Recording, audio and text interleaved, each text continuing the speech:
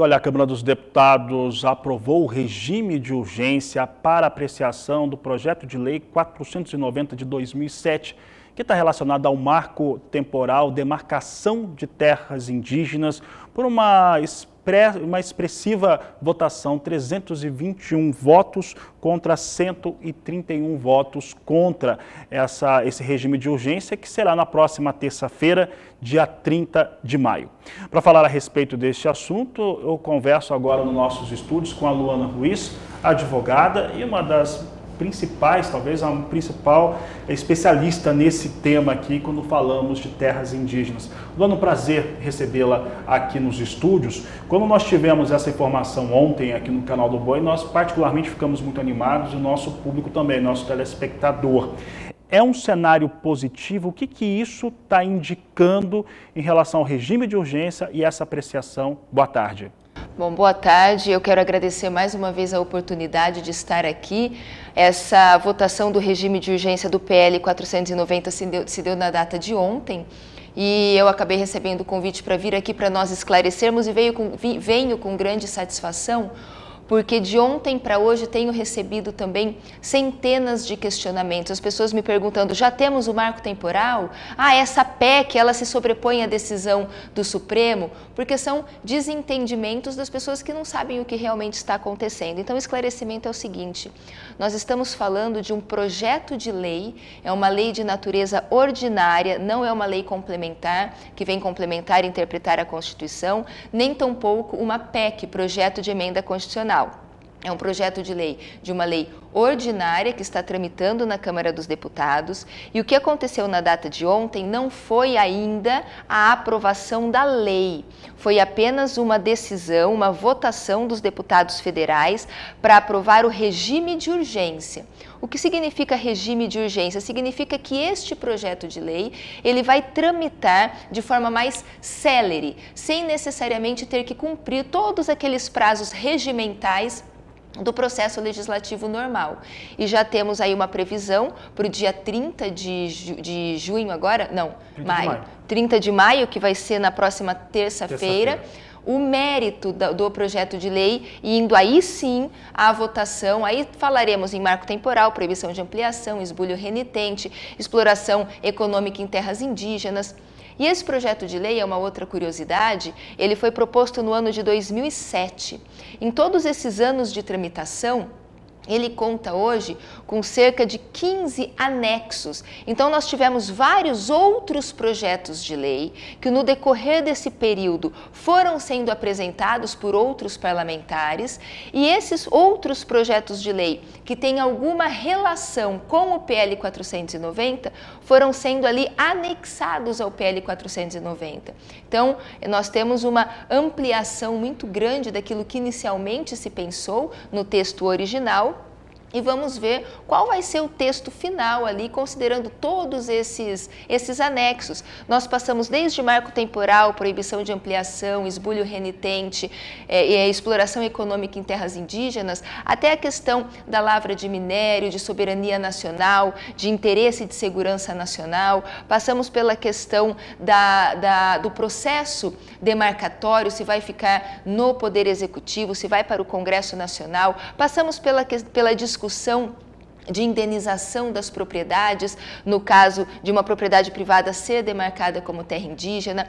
Fala-se também em mecanismos para evitar os conflitos, evitar invasão, terra invadida não poderá ser objeto de processo de demarcação. Então, todas essas pautas, todos esses pontos que de alguma forma se relacionam, foram sendo objeto de outros projetos de lei, e foram, no decorrer dos anos, sendo anexados ao PL 490. Então, eu acredito que o arcabouço de pontos que virão a ser contemplados por um texto final, acredito que terá força suficiente para colocar aí a tão sonhada pá de cal nessa discussão.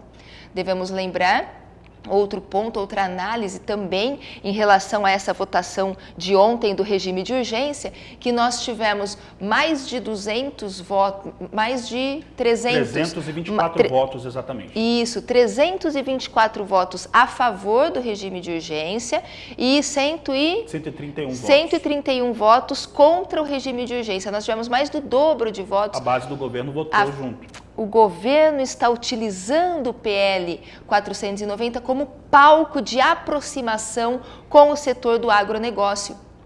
Lendo ali algumas notícias sobre essa votação de ontem, o ministro da Agricultura, entre aspas, disse que o presidente Lula está preocupado com essa animosidade, que ele quer essa aproximação com o agro e que pode se utilizar aí do PL 490, fecho aspas, que seria um pronunciamento do ministro da Agricultura desse interesse, dessa intenção do governo federal em se aproximar do agro. Luana, mas essa falta de ordem, vou colocar assim, porque são 23 anos, eu estava olhando a data de quando ele foi apresentado, são quase 23 anos que está na Câmara Federal e o 490 não andou. Ele é ruim para os indígenas, ele é ruim para os proprietários de terras e é ruim para todos esses governos que vieram de lá para cá, e não dá para dizer que com algum outro ele acabou atuando de uma forma maior, mais intensa ou menos intensa para que isso ocorresse. Mas o fato é que agora nós temos isso. Eu só quero voltar àquela dúvida que chegava para você, que você comentava, a respeito do que vai acontecer na Câmara Federal. Nós estamos agora num trâmite que anda e o que está sendo apreciado pelo Supremo Tribunal Federal.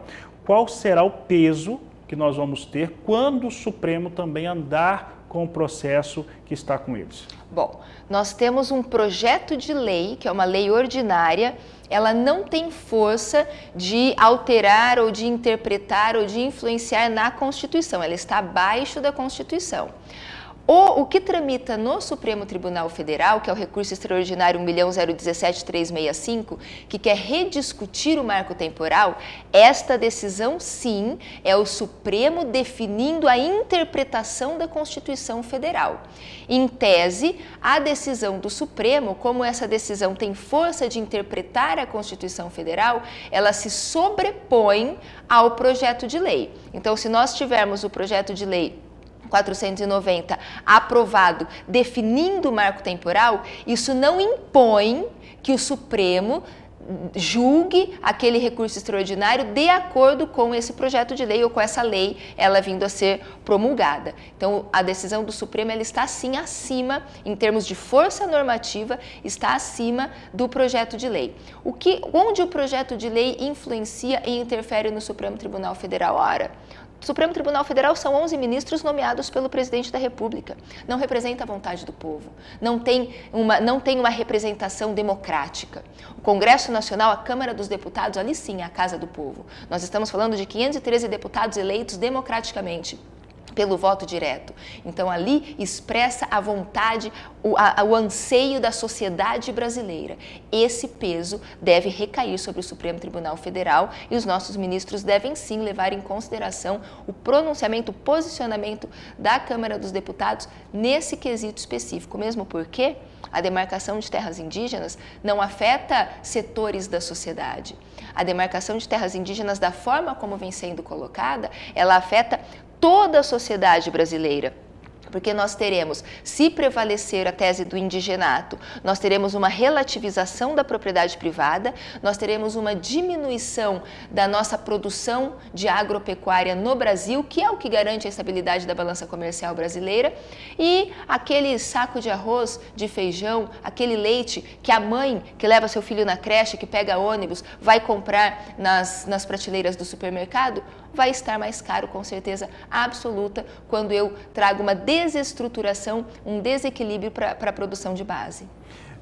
Luana, um outro ponto que eu destaco aqui, e aí é mais interpretativo sobre, principalmente, a ótica dos nossos ministros no Supremo. Já tivemos pedidos de vista, eu acho que o último foi do Alexandre de Moraes, se eu não estiver enganado, aqui cobrando a minha memória, mas a Luana já me confirma que foi o Alexandre de Moraes. Aparentemente, pelo menos para a imprensa, tem se ganhado tempo para se ter esse julgamento do marco temporal. Não há um entendimento único entre os ministros do Supremo e, aparentemente, nós teríamos seria favorável ao marco temporal com uma margem pequena, mas eles ficariam favoráveis. Essa votação, essa situação no Congresso, traria um cenário ainda mais favorável para aqueles que são a favor do marco temporal no Supremo confirmarem seus votos? Com certeza absoluta, muito mais confortável. Estão esperando isso que eu estou querendo dizer? Muito mais confortável para os ministros, porque é um caso complexo, é uma decisão difícil, mas seria muito mais confortável para os ministros decidirem pelo marco temporal, como eu falei, seguindo esse recado da sociedade brasileira, que sai da Câmara dos Deputados em forma desse projeto de lei 490. Então, os ministros ficariam mais confortáveis em decidir pelo marco temporal. Agora, uma coisa que é muito importante nós colocarmos aqui, é complexo, é uma matéria difícil, é uma matéria que, se nós seguirmos a decisão do Edson Fachin, que é radical para o lado do indigenato, nós estaríamos aniquilando a propriedade privada e a segurança jurídica no Brasil. Se nós seguirmos pelo marco temporal de uma forma também muito exacerbada e radicalizada, nós poderíamos ter uma leitura de comprometimento dos interesses indígenas. Não é isso que está acontecendo. Quando nós falamos em marco temporal, proibição de ampliação e esbulho renitente, com aqueles contornos trazidos pelo Teori Zavascki, que o esbulho renitente pode até ter tido uma expulsão dos indígenas do território nos quais eles estavam, mas tem que haver um conflito materializado em 1988, esses pontos, às vezes numa leitura apressada, parece que estariam ferindo direitos territoriais indígenas, mas não estão, porque ao mesmo tempo que a Constituição garante aos indígenas o direito sobre as terras que tradicionalmente ocupam, se nós aplicarmos o marco temporal, no guarda-chuva do artigo 231 da Constituição, só seriam demarcados aos indígenas as áreas nas quais eles estavam em 1988. Mas lá no Estatuto do Índio, eu tenho a previsão das reservas indígenas. E nada impede que o governo federal, atendendo os anseios e as necessidades das populações indígenas, crie reservas indígenas. As reservas indígenas, diferente das tradicionalmente ocupadas, as reservas indígenas elas são criadas por meio de um processo de desapropriação, com justa e prévia indenização ao legítimo proprietário, e nas reservas indígenas não se considera essa cosmovisão. Então, nós poderíamos trazer uma racionalidade para os processos, porque nós temos situações. Apenas a título de exemplo, no Mato Grosso, nós temos ali na região de Brasnorte a terra indígena Caiabi, que são 411 mil hectares para 8 indígenas isolados, originalmente na identificação do processo. Aqui no Mato Grosso do Sul, nós temos processo de ampliação de áreas que estão consolidadas desde a década de 20. Áreas em qual o entorno foram sedimentadas propriedades privadas com segurança jurídica expedido pelo Estado, do então Estado do Mato Grosso, ratificadas e re-ratificadas pelo INCRA, por se tratar de região de fronteira.